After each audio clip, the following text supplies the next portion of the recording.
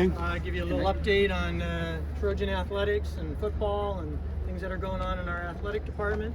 We have Brandon Sosna, joined Mike here, our chief of staff and football administrator. So I'll let Mike make some opening comments. You guys can ask any questions you have, and one of the two of them will do their best to answer. Great. We'll tag team this a little bit. First of all, thank you very much. Thank you for being here. Thank you for your coverage, your hard work. I hope you're enjoying the expanded access we've tried to provide. And that's a salute to you on your professionalism and the work that you do and all the things that represent your industry. So we appreciate that.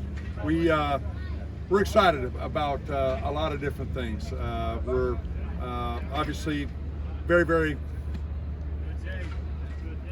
excited about the upcoming season, but we're also very, very mindful that we still have significant challenges associated with the pandemic and what that means. And we're masked up inside and all those different aspects there, but fresh off an incredible Olympics. And I really have to salute my partners on campus who did a phenomenal job of allowing those Olympians to train last year and up until the Olympics on campus, which was a big deal for us. So we were really pleased to see 66 Olympians representing 32 countries, 11 gold medals, 5 silver and 5 bronze. So we're thrilled with that. We're very excited about the partnership that we've built with George Kliavkoff. As you know, many of you had an opportunity to engage with him, and to be able to have him come to USC as his first visit was significant. And I'm very pleased to be partnering with him on numerous levels, and to have USC at the front lines with him is a significant piece for us, and we're very, very excited about that. And we're excited about just having students back on campus. You can feel the energy here today. I know you all were here yesterday with the band and our students moving in. Convocation today, I think we had almost 15,000 there today. That's exciting for us, and we're just encouraged. We're very encouraged, but yet we're poised about the hurdles that are ahead. And we recognize that many of those are out of our control, but first and foremost, we are going to stick with our strong commitment to our student athletes. As you know, our vision is to be the most student athlete-centered program in the country, and we're going to do everything we can to keep them safe and ensure we do a great job. And I'm thrilled to have Brandon as our football sport administrator who's done so many great things. We're excited and enthusiastic about this upcoming season and the improvements that we've made there. And we're looking forward to a great year. So I'll allow Brandon to provide some opening comments, and we'll take some questions. We'll take some questions. Okay. Outside of COVID, what's been the biggest challenge you guys have faced year to year?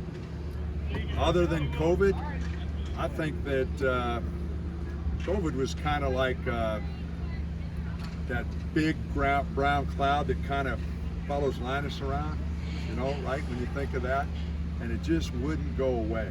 And I think on top of that, it was just trying to do everything we could to address the opening game that we're going to play this year instead of playing Davis and playing San Jose State, and so many different opportunities that came together. But I think that the result of COVID created the biggest frustration for me personally, is not being able to build relationships with people and to be with people and connect. And as you all know, the Zoom world just didn't really provide that. So I think the result of COVID created the challenge of not being able to build relationships with all the people that make an enterprise go.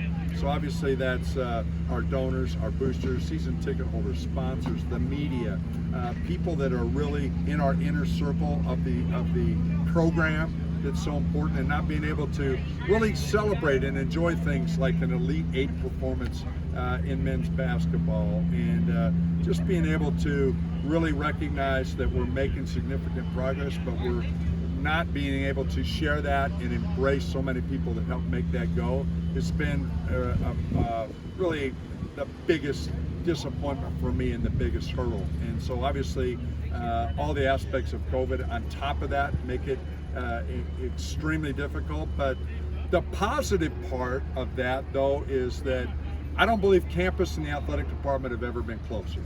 Now, I wasn't here before associated to be able to judge that and give you actual data, but I can tell you, when we have a president that challenges me and challenges her entire leadership team to come out of COVID stronger, rather than go through a lot of the cutbacks and the setbacks that many of our peers went through.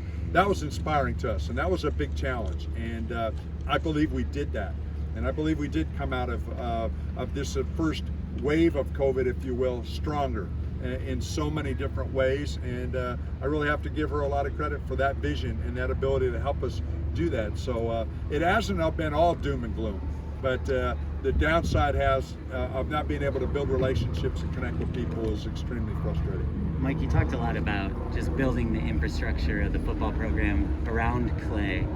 Now that you've done a lot to build that infrastructure over the course of this time you've been athletic director, what are the expectations for Clay heading into this season? Well, I think first of all, when you think of championship expectations, it requires championship support.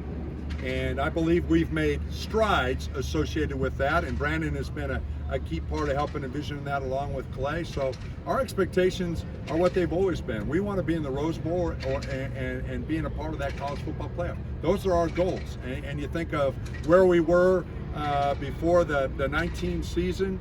I mean, we were ranked 47, 48, 49, somewhere right in there, and we ended up 28.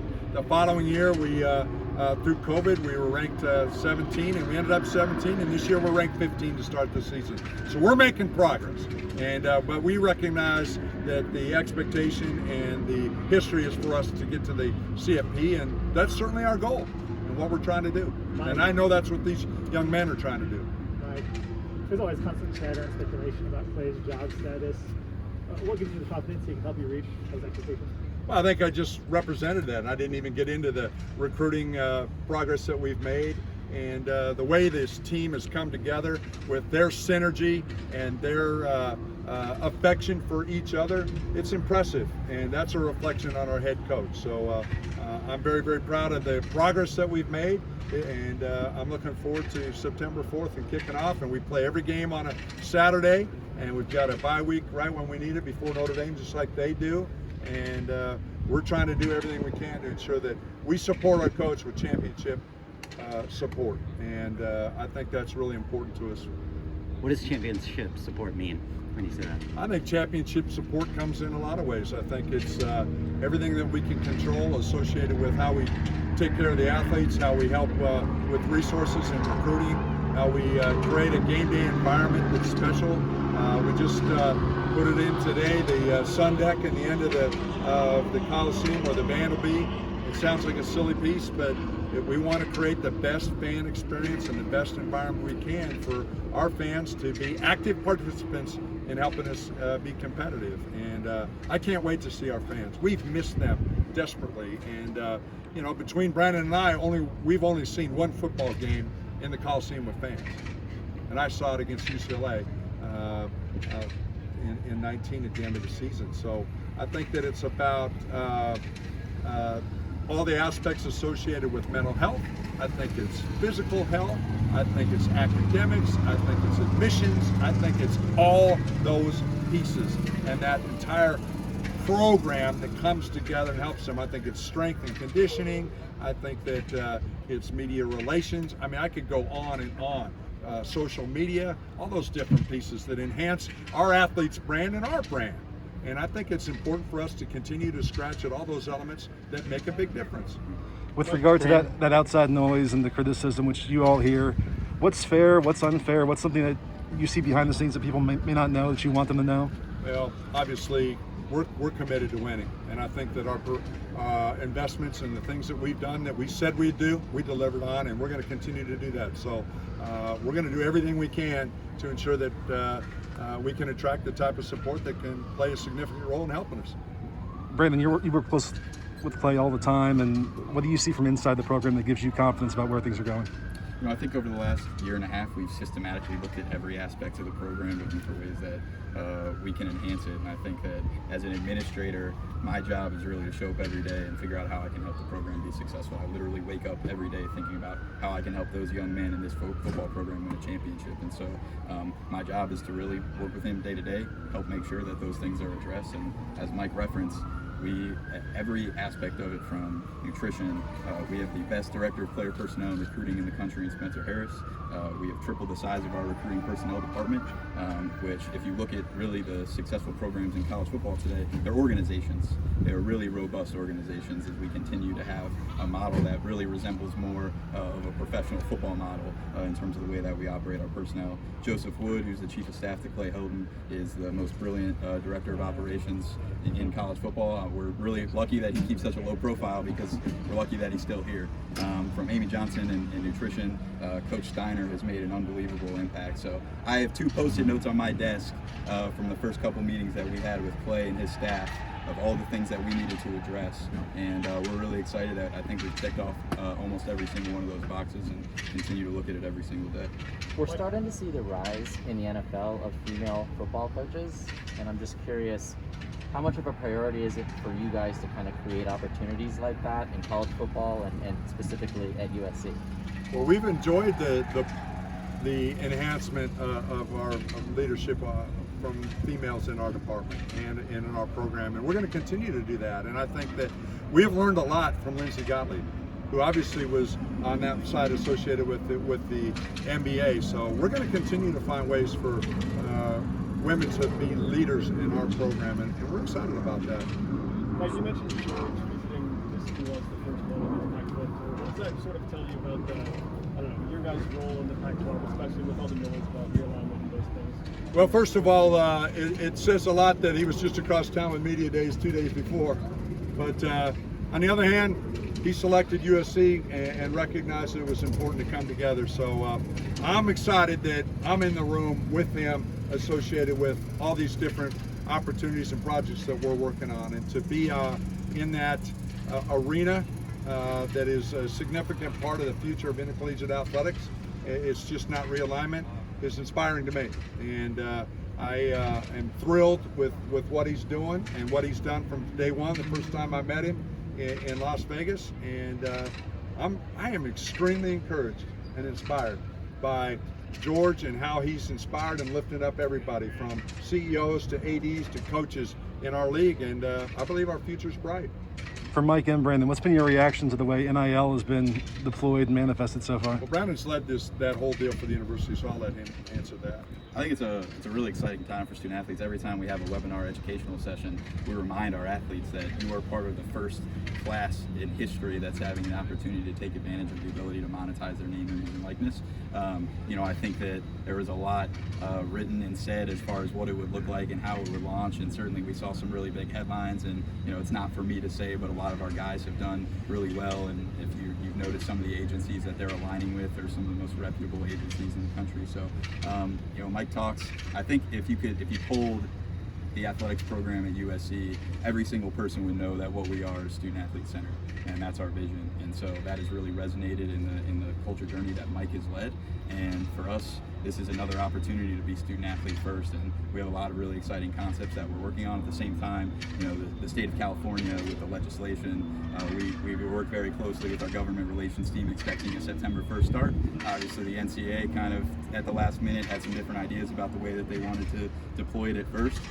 So we've got some things in our pipeline, in our long-term blueprint, that we're excited to roll out, because it's going to be great for our student athletes. And there's an unbelievable committee on this campus that represents not just athletics, but our coaches, faculty members, members of our senior leadership team, obviously our general counsel and trademarks and licensing teams and compliance are very involved in that are thinking really strategically about how we can do what we've talked about all along, which is take this incredible environment that we're in Los Angeles and make it yet another competitive advantage for USC, because at the end of the day, every program has to assess what its inherent advantages are, and this is one for us, and we're excited to be able to leverage that as time passes.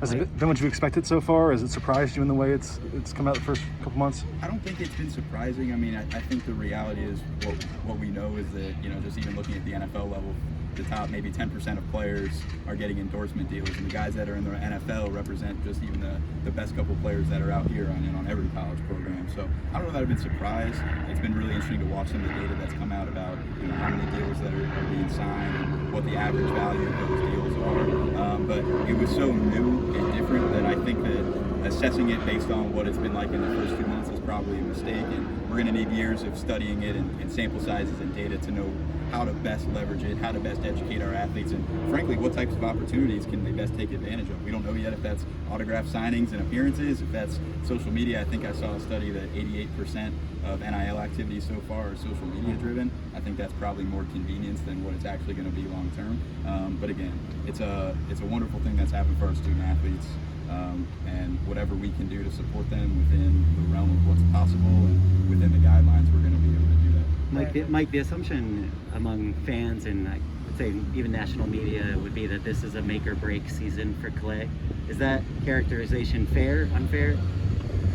For those that know our program, we recognize the improvement in the program and all the different things that we're doing. Our trajectory is strong, so I don't think that's accurate. We know the championship expectations. We're competitive. That's why we're here, and that's why we continue to make the improvements that we make. But some of those national people maybe just don't understand all the different things that are going on here, and all you have to do is watch these young players and the way this recruiting class is really producing for him and us, and we're encouraged.